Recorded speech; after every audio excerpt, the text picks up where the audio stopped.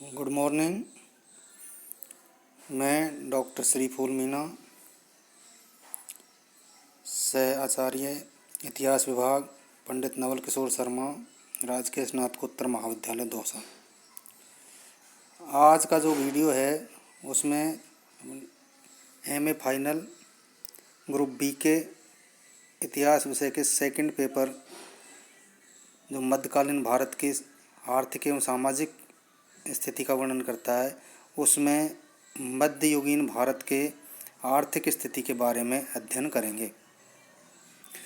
यदि मध्ययुगीन भारत की आर्थिक स्थिति के बारे में हम अध्ययन करते हैं तो उसमें देखते हैं कि मध्य युग में भारत अपनी संपन्नता के लिए विश्व में सुविख्यात था। इसीलिए भारत को उस समय सोने की चिड़िया के नाम से भी जाना जाता था।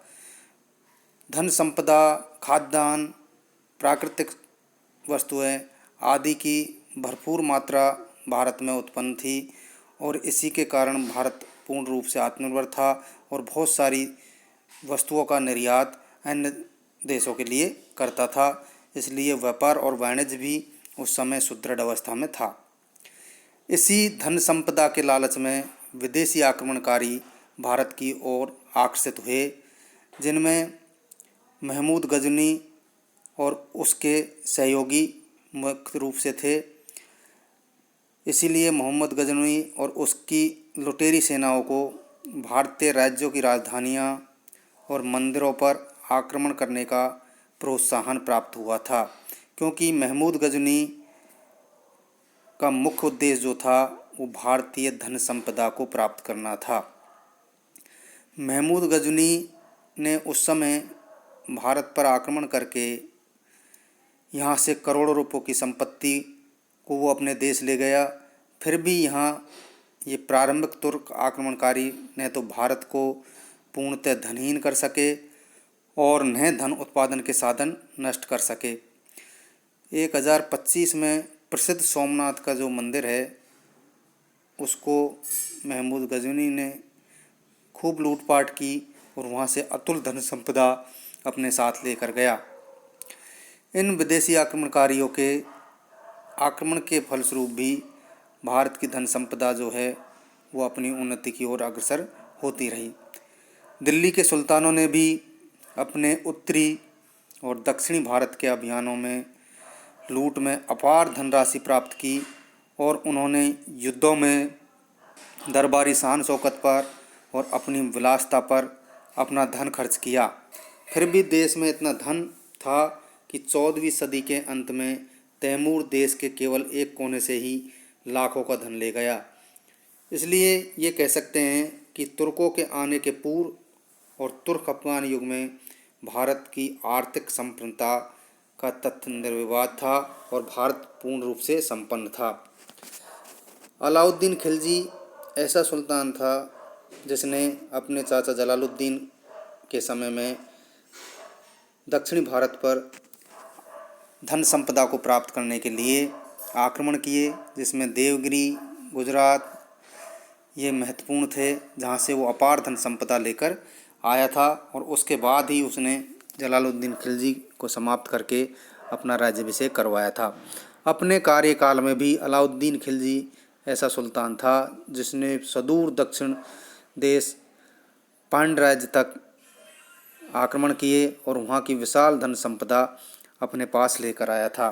इस आधार पर यह निश्चित है कि उस समय भारत में संपूर्ण धन संपदा स्थित थी और भारत एक बहुत महत्वपूर्ण धन संपन्न देश था।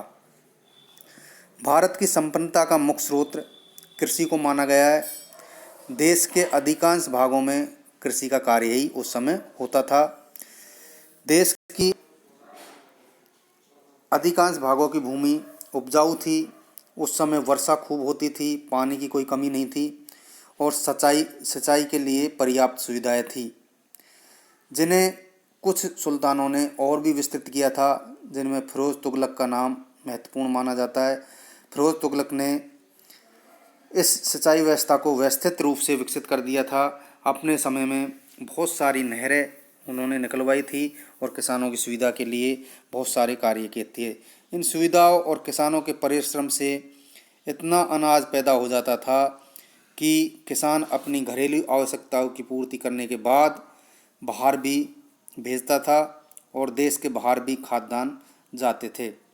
देश के कई भागों में अनेक तरह के फल भी पैदा होते थे, जो भी उस समय किसान की आय के मुख्य स्रोत माने जाते थे।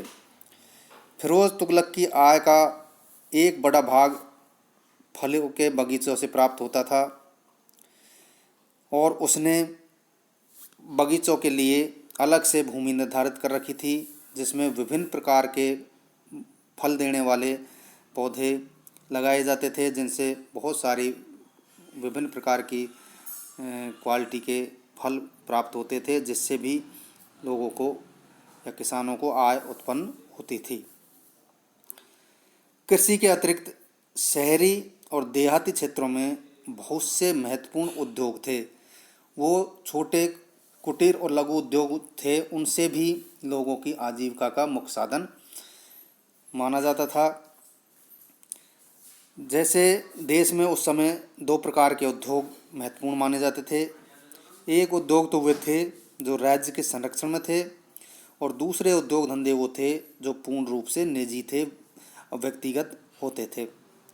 दिल्ली में सुल्तानों के अपने निजी कारखाने थे, सरकारी कारखाने थे, जिसमें कई हजार सिल्क और अन्य वस्त्र बनाने वाले जुलाहे काम करते थे, जिसमें बहुत अच्छा सिल्क का उत्पादन होता था और इसका विदेश तक व्यापार किया जाता था। प्रतिवर्ष हजारों गज सिल्क और सूती कपड़ा खिल्लतें तैयार करने के लिए बनाया जाता था। उस समय बंगाल भी कपड़ा बुनने का सबसे बड़ा औद्योगिक केंद्र था। बंगाल के समान गुजरात में भी वस्त्र निर्माण का प्रमुख केंद्र माना गया था।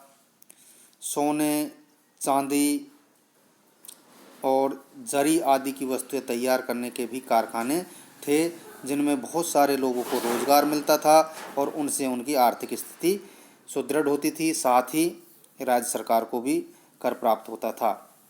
निजी उद्योगों में जैसे सूती कपड़े बनाने के कारखाने, ऊनी वस्त्र बनाने के कारखाने, रेशमी वस्त्र बनाने के उद्योग धंधे, ईंट बनाने के, पत्थर में जड़ाऊ काम करने के, चमड़े का कार्य करने के आदि महत्वपूर्ण उद्योग उस समय प्रचलन में थे। कुछ छोटे छोटे और अन्य उद्योग भी उस समय प्रचलन में थे, जैसे हाथी दांत के विभिन्न प्रकार के आभूषण तैयार करना, नकली जवाहरात तैयार करना, लकड़ी से विभिन्न प्रकार के फर्नीचर, विभिन्न प्रकार की घरेलू आवश्यकता की वस्तुएं आदि तैयार करने का लकड़ी उद्योग भी था। कांच का उद्योग भी उस समय प्रचलन में था। इसके अलावा लाख उद्योग भी प्रचलन में था। शाही कारखानों के मजदूर व कारीगरों को छोड़कर शेष मजदूर जो निजी कारखाने में काम करते थे, उनका शोषण होता था और वो दुखी थे, लेकिन उनके द्वारा जो वस्तुएं तैयार की जाती थी उससे राज्य को भरपूर लाभ प्राप्त होता था और उससे आर्थिक स्थिति सुदृढ़ होती थी। इस प्रकार विभिन्न कल कारखानों और विभिन्न प्रकार की आजीविका के साधनों और कृषि के द्वारा मध्यकाल में भारत की आर्थिक स्थिति बहुत संपन्नता लिए हुए थी और सारे लोग अधिकतर सुखी थे जो भारत में रहते थे।